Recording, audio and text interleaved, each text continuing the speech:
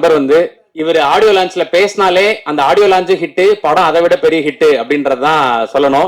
So ஏகப்பட்ட படங்கள்ல அவர் என்ன மாதிரியான கேரக்டர் பிளே பண்றாரோ அந்த கேரக்டரோட தன்மை குறையாம ஆடியோ லான்ச்ல அந்த கேரக்டராகவே வாழ்ந்துட்டு இருக்கக்கூடிய விடிவி கணேஷ் சார் அவர்களை அன்புடன் பேச அழைக்கிறேன்.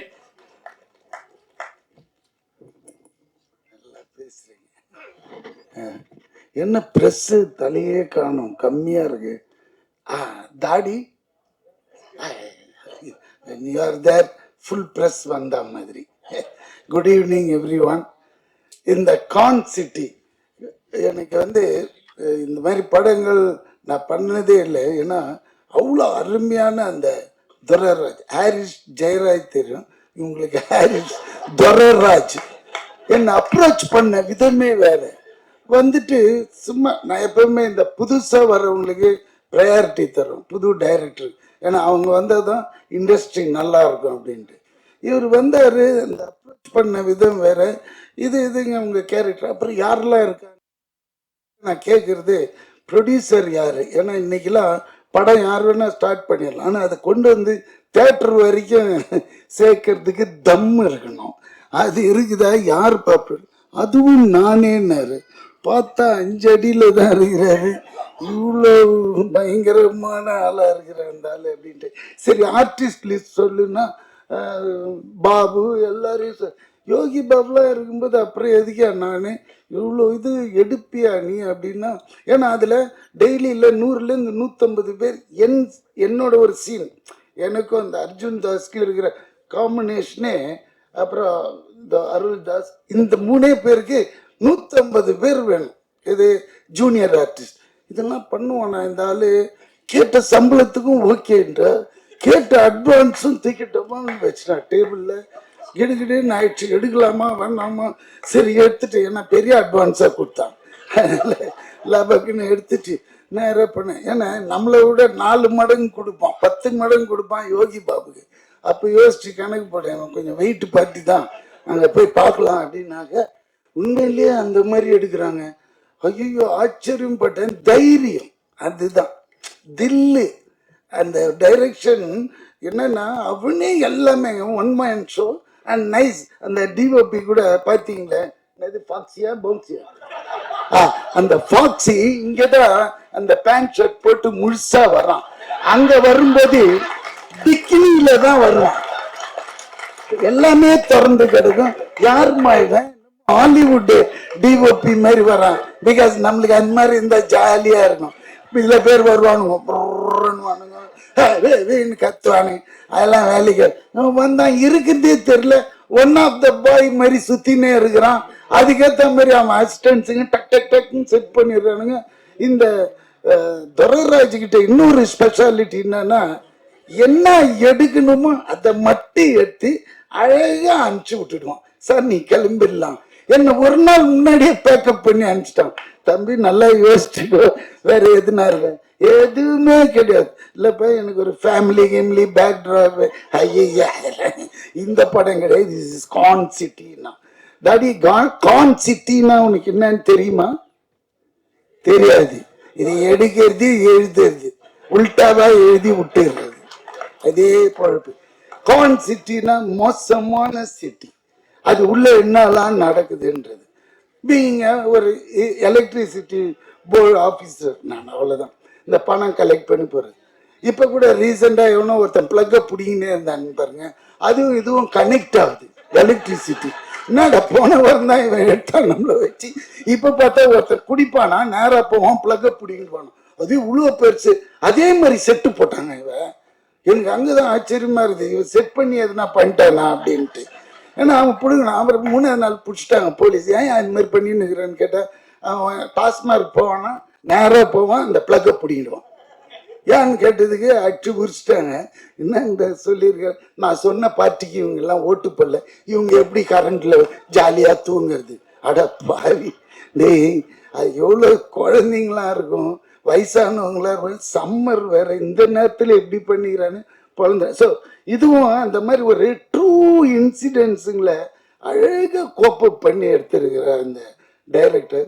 கண்டிப்பா அதாவது சொன்ன டைம்ல முடிஞ்சு திடீர்னு ஒரு ஃபோன் கால் போன வாரம், சார் படம் வந்து அடுத்த வாரம் ரிலீஸ். ஷாக்கு. ஏன்னா இது மாதிரி படங்கள்லாம் வந்து அப்படியே நின்று போயிடும். ஆனா இது கொண்டு வர்றான் பாருங்க, அங்கதான் தம்பி உன்னோட பேக்ட்ராப் என்ன பண்ணாக்க அஸ்டன்றான், ஈபின்றான், எதுவுமே சரியில்லை, எல்லாமே நெகட்டிவாவே விழுது மார்க்கு. புரியுதுங்களா? ஏதோ ஒரு வசதிப்பா அப்படியே ரொம்ப கஷ்டப்பட்டு தான் வந்தேங்க லைஃப்ல. ஐயோ அவ்வளோ இதுவா இருக்குது அப்படின்னு நம்மளுக்கே பாவம் தோணுது. ஆனா நல்ல ட்ரீட்மெண்ட்டு, நல்லா வருவாரு. அதே மாதிரி ஏன்னா இந்த டிஓபியை வச்சு நான் சொல்றேன், ஏன்னா எனக்கு அதிகமா மற்ற டெக்னீஷியன்லாம் தெரியல. அதே மாதிரி இந்த நேரத்தில் டிஓபி நம்போது எனக்கு இன்னொரு ஞாபகம், நான் இன்ட்ரடியூஸ் பண்ணி என்னோட படம் விண்ணை தாண்டி வருவாயில்ல, மனோஜ் பரமஹம்சா.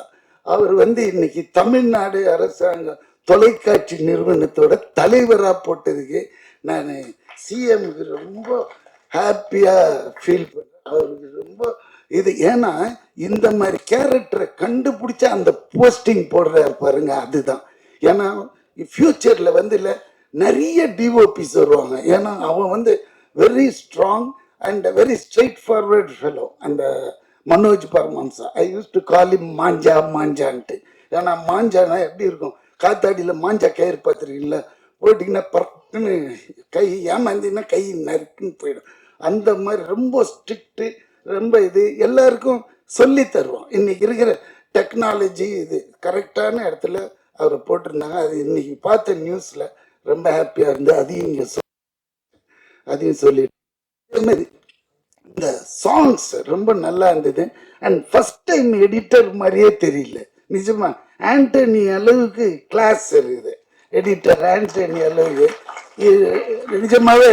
ஏன்னா இப்பெல்லாம் படம் பார்க்கறதுக்கு நீங்க என்னதான் பண்ணாலும் இவங்க ப்ரெஸ் கொண்டு போய் சேர்த்துருவாங்க, என்ன பண்ணோம் இது எப்படிலான்ட்டு. பட் இருந்தா கூட அதுல இருக்கிற ரா மெட்டீரியல் யாருன்னு பார்ப்பாங்க.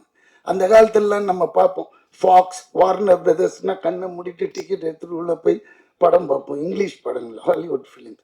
ஏன்னா அவங்க சும்மா கை வைக்கணும். இப்பெல்லாம் இங்கே எப்படி பார்ப்பாங்கன்னா இதில் யார் ஆர்டிஸ்ட்லாம் இருக்காங்க அப்படி பார்த்தீங்கன்னா இந்த வடிவுக்கரசியம்மா, பாபு, அப்புறமா இந்த இவர் அர்ஜுன் தாஸ், அப்புறம் இவரெல்லாம் செம குணச்சித்திர நடிகராக போக வேண்டியது.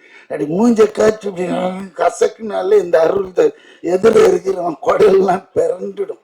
அந்த மாதிரி நடிகராக இருந்தாலும் நிஜமாக கேமராமேன்லாம் கீழே விட்டுட்டு ஓடிடுறோம். அந்த ஃபாக்ஸி இவர் கத்துற கத்துக்கு நல்லா பேச பசங்க அப்படின்னு இல்லை, அது கரெக்டாக வர மாட்டேங்குது, அவன் திருப்பி வரணும். இப்படி இங்க போய் நில்லுன்னா ஒரு 4 கொஸ்டின் கேட்பாரு அவர், எதுக்கு என்ன அங்க நிக்க சொல்றேன் அப்படின்னு. அந்த மாதிரி பயமுறுத்துவாரு. இது அந்த மாதிரி. ஐயோ அண்ணாச்சி என் கூட காம்பினேஷன் இல்லை இதுல பண்ணிருக்கீங்களே, வெரி குட். அண்ணாச்சி கலக்குவார் நிஜமாவே. அவர் கூட வேற ஒரு படம் பண்ணியிருக்கேன், இன்னும் அது வரல, இல்லை அது வராது.